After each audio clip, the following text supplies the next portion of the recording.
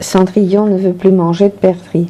Adaptación du conte La Cenicienta que no quería comer perdices de Nulila López et Myriam Camero, réalisé par des élèves de seconde et traduit au français par des élèves de première du lycée de Cizour. Cendrillon venait d'arriver du bal auquel elle souhaitait aller. Elle avait repris ses tâches quotidiennes.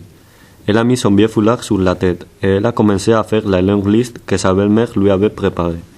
Elle avait balayé, nettoyé les vitres, les salles de bain, enlevé la poussière, elle avait fait la vaisselle. Et seulement lui restait à cirer le sol jusqu'à le faire briller. Cendrillon essayait d'obtenir la difficile approbation de sa belle-mère. Tu n'as pas fait nettoyer la cuisine, les sol doit briller beaucoup plus. Cendrillon a sursauté en voyant les deux hommes qui attendaient. C'étaient deux hommes très minces avec une énorme moustache presque identique, tellement que Cendrillon ne réussissait pas à les différencier. Les deux hommes emportaient les chaussures à talons en verre de Cendrillon sur un coussin. Mademoiselle, est-ce que ces chaussures sont à vous? Pourriez-vous les essayer? Nous voudrions vérifier si vous êtes la fille que le prince cherchait. Cendrillon a vu cela comme une opportunité de sortir de l'enfer dans lequel elle vivait. Donc, elle a répétissé et répétissé jusqu'à ce qu'elle a réussi à le mettre les chaussures à talons, mais elle s'est trompée complètement parce qu'elle a dû se marier avec le prince. Le prince aimait les perdrix et bien qu'elle était végétarienne, elle devait cuisiner les perdrix également. Elle lui cuisinait les perdrix grillés au four, farcis, frites. Le prince se plaignait toujours parce qu'il n'était pas à son goût. Ceci sont salés, ceci sont crus, ceci sont roulés. Cendrillon n'arrêtait pas de travailler pour contenter le prince. Quel malheur! Cendrillon se sentait malheureuse à cause du prince, des perdrix et le pire. Elle devait porter toujours les chaussures à talons en verre. Quel vertige! Cendrillon avait laissé de côté toutes ses idées et ses rêves pour être la femme parfaite. Ses pieds reflétaient son malheur, sa fatigue, parce qu'elle les devait déchirer de les orteils jusqu'aux talons. Quelle douleur, pauvre Cendrillon! Elle se sentait de plus en plus pire, triste, malade, déprimée, perdue. Un jour, elle a décidé de la raconter. Que la nuit des princes, des chaussures et des perdrix. Ne te plains pas des chaussures. Mon prince est moderne et je dois monter sur des plateformes d'un demi-mètre. A dit la voisine moderne. Ne te plains pas, mon prince adore les vaches et j'ai besoin de 8 micro-ondes pour faire chauffer le dîner. A dit l'ami autochtone. Ne te plains pas, ou tout va être mieux qu'avec un prince. A exclamé la reine mère. Mais tu n'es pas végétarien et tu aimes marcher pieds nus? A demandé l'ami républicain qui avait un chien.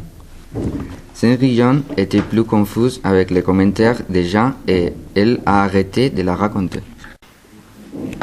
Un jour, elle a eu la chance de se regarder elle-même. Elle se moquait d'elle-même, de son innocence en pensant qu'un prince la sauverait. Elle a cessé de se sentir coupable. Elle s'est pardonnée et elle s'est rendue compte que la seule personne qui pouvait l'aider était toi-même. Donc Cendrillon a dit « Assez !» Elle a fait assez et apparu. La fée assez était une femme rose, brune et chevelue qui apparaît chaque fois qu'une femme dit assez. « Calme-toi, petite, tu mérites beaucoup plus. » Elle a dit pendant qu'elle le prenait dans les bras. Quand Cendrillon se sentit compris, elle s'est mise à pleurer. Il y avait beaucoup de temps qu'elle ne pleurait pas. D'abord, elle a commencé à pleurer pour le prince, pour beaucoup de perdrix mortes et pour les chaussures. Ensuite, elle a continué à pleurer parce que sa belle-mère la maltraitait et parce que ses demi-sœurs, parce que mouraient à cause de la voulu de chaussures en 38. Elle a pleuré pour tout. Elle a pleuré aussi pour ses vies antérieures, jusqu'au moment où elle se sentit vide. Maintenant, elle n'avait qu'à être à plein de belles choses.